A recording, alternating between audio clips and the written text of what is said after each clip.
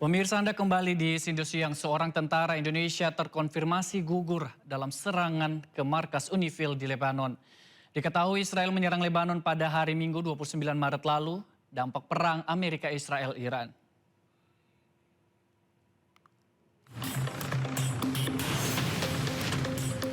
Israel dilaporkan menyerang pangkalan penjaga perdamaian PBB di Lebanon Selatan pada Minggu waktu setempat. Kantor berita setempat melaporkan bahwa pasukan Indonesia diserang di pangkalan di Atshid Al-Qusir di distrik Marjayun. Terdapat korban jiwa dan helikopter telah membawa korban ke rumah sakit terdekat. Naas, saat dikonfirmasi, salah satu tentara perdamaian dari Indonesia meninggal dunia dan satu tentara lainnya dalam kondisi kritis. Kini korban luka dirawat di rumah sakit St. George Beirut. Hingga informasi ini disiarkan, belum ada tanggapan dari Mabes TNI.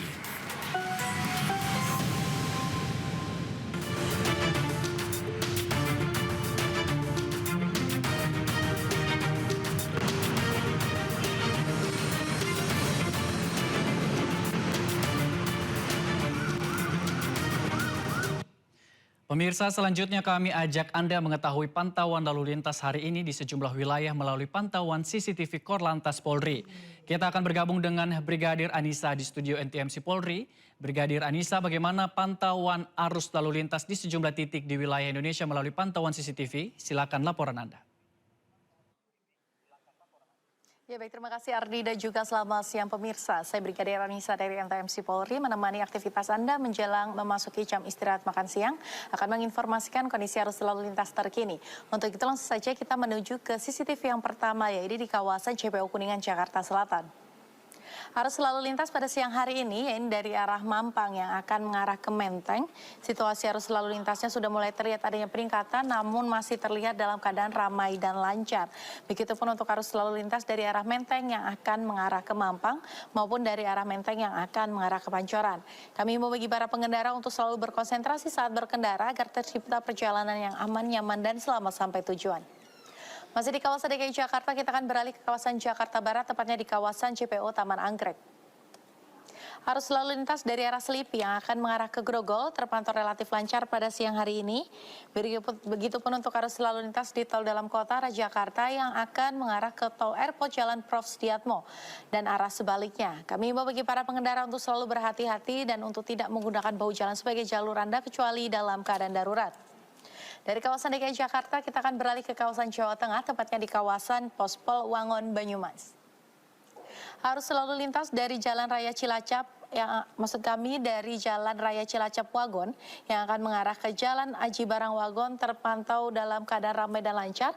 Ketersendatan sekali terjadi hanya menjelang traffic light saja, selepasnya kendaraan dapat melaju dengan kecepatan normal. Begitupun untuk arah sebaliknya, pada siang hari ini juga terpantau dalam keadaan ramai dan lancar.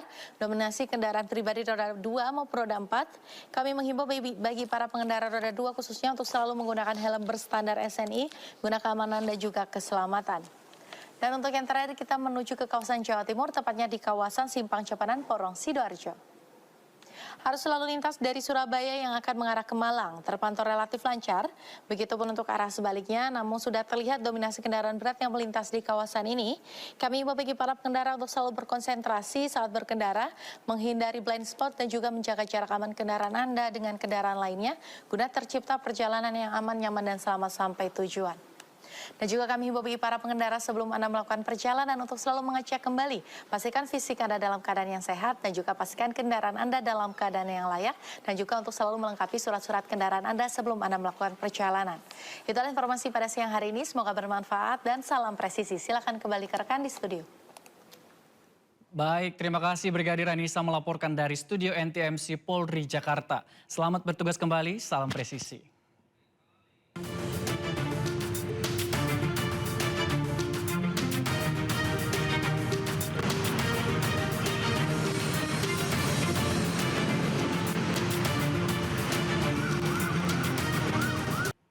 Berita selanjutnya pemirsa, Paus Leo XIV kembali menyuarakan penolakan perang. Penolakan tersebut disampaikan kala pemimpin ibadah Misa Minggu Palma di Vatikan.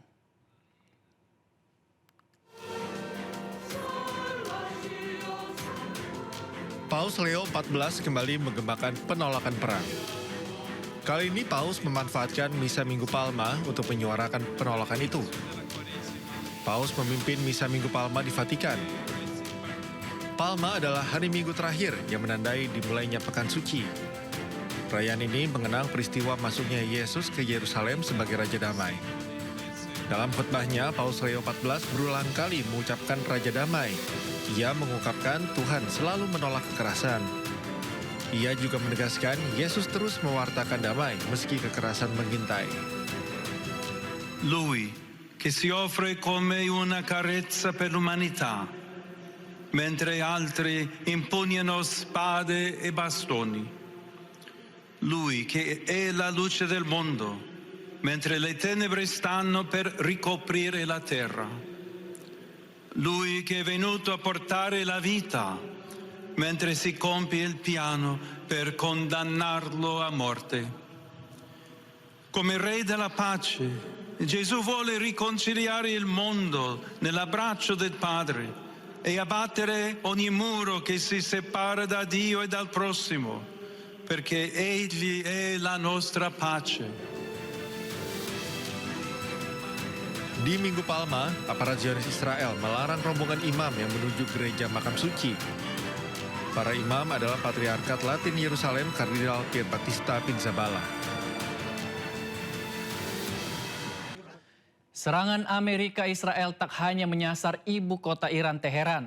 Serangan juga menyerang pusat religi, kota Qum, menewaskan sedikitnya 6 orang.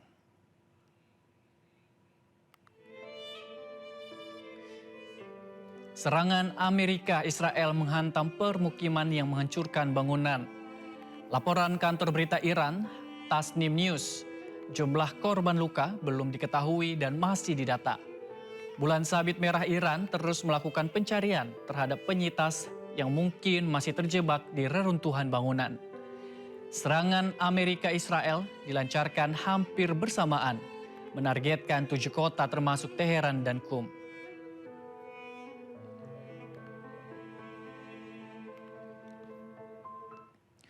Amerika dan Israel menyerang permukiman warga di Teheran.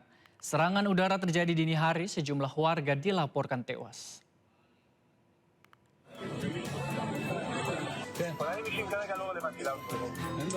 Amerika dan Israel melancarkan serangan udara ke permukiman warga di Teheran, Iran.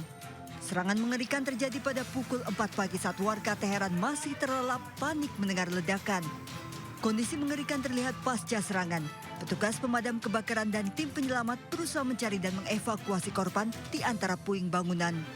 Media lokal melaporkan sebuah lingkungan perumahan di Jalan Rajai Teheran terkena serangan dengan sejumlah orang tewas.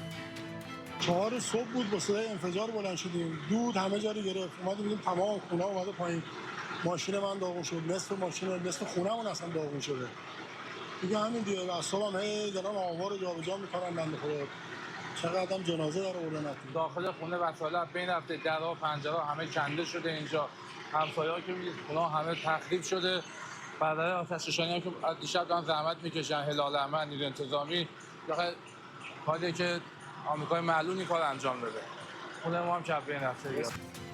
Pekan ini Amerika mengklaim negosiasi telah dimulai namun Iran membantah. Amerika mengeluarkan 12 poin usulan sementara Iran meminta 5 syarat di mana syarat keduanya tidak bertemu.